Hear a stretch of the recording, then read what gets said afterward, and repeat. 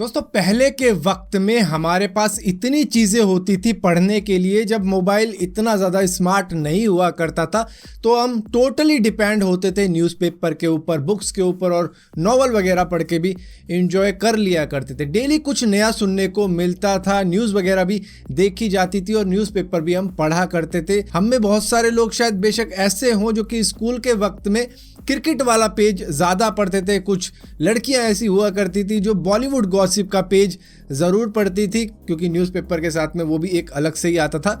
तो वो ले लेते थे बच्चे जिनको बॉलीवुड का शौक होता था। पॉलिटिक्स वाले पेरेंट्स ले लेते थे, और स्पोर्ट्स का पेज हम लेके घूम रहे होते थे कि भैया सचिन ने कितने रन बना दिए, आज सहवाग ने क्या किया था उसमें।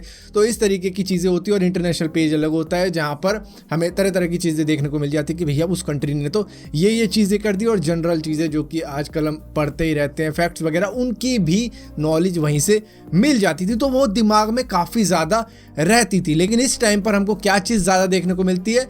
हमें वो चीज़ें ज़्यादा देखने को मिलती है जो कि वायरल हो चुकी होती है, जिसकी वजह से उनका पता रहता है कि हाँ ये चीज़ वायरल होगी तो ये बंदा यहाँ का, इसने ये चीज़ कर ली, इस वजह से इसका बड़ा नाम हो रहा है। तो अभी के लिए ये सारा सीन चल रहा है। और हमारा जो ब्रेन यहाँ हुआ करता था अब वो आ चुका है स्मार्टफोन के अंदर। सारा कुछ जो भी हमें मतलब कोई सामने वाला कह दे कि भाई ये बात है, तो उसको प्रूफ करने के लिए हमारे पास क्या रहता है?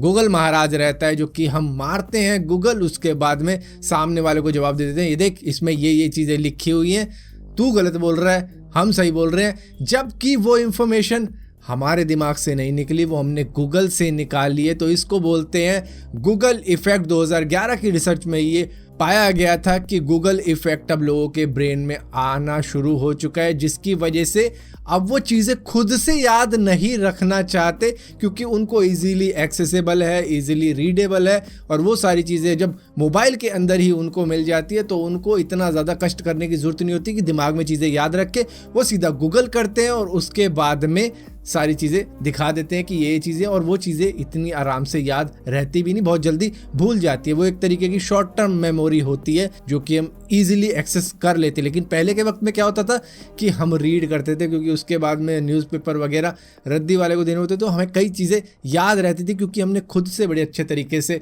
पढ़ी है उनको। सिर्फ हेडलाइन पढ़ के नहीं कहने लग गए कि ये बातें हैं।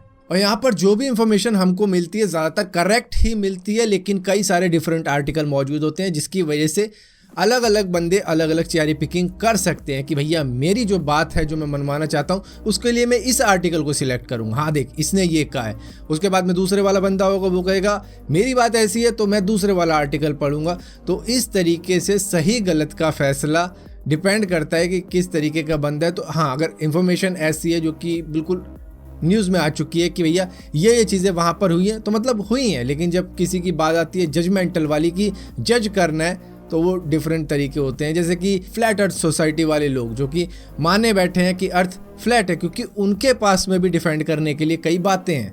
अब इसी तरीके से एक और रिसर्च के अंदर पाया गया है कि ये जो नई इंफॉर्मेशन गैदर करने का सिस्टम हमने शुरू कर दिया है वो इंटरनेट है प्लस माइंड है, जिसको हम कहते हैं इंटर माइंड।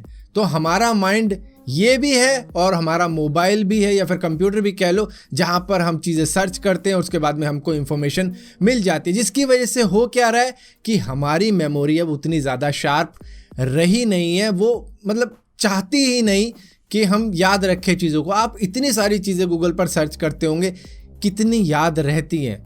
उनमें से शायद आप अगर 100 सर्च करी तो मुश्किल से 5 याद रहेंगी, और उनकी भी इंफॉर्मेशन मतलब ठीक ठाक याद रहेगी। लेकिन बाकी की इंफॉर्मेशन आपको बस हेडलाइन याद रहेगी कि हाँ ये चीज़ें वहाँ पर हुई हैं, लेकिन उसकी जो डिटेलिंग होगी वो याद नहीं रहेगी। क्योंकि पहले वाली बात अलग होती थी, जब आप आराम से चीज़ों को तसल्ली से पढ़ा करते थे, वो भी सुबह सुबह।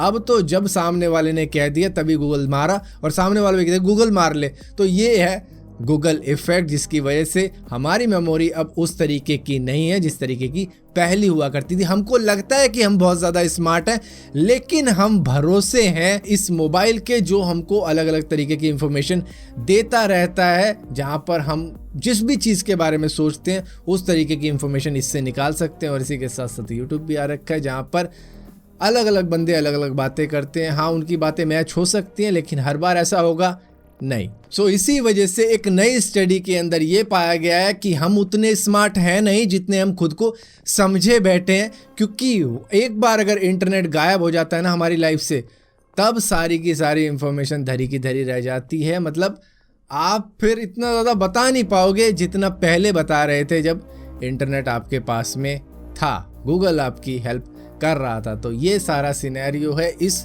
वक्त का, इस टेक्नोलॉजी का, जहाँ पर हम अपने आप को स्मार्ट समझते हैं लेकिन हम है नहीं। सारी की सारी चीज़ें हम इंटरनेट से ही निकालते हैं और उसके बाद में सोचने लगते हैं कि हमें तो सारी चीज़ें मालूम है, क्योंकि हमारे पास में है ये जादुई हथियार।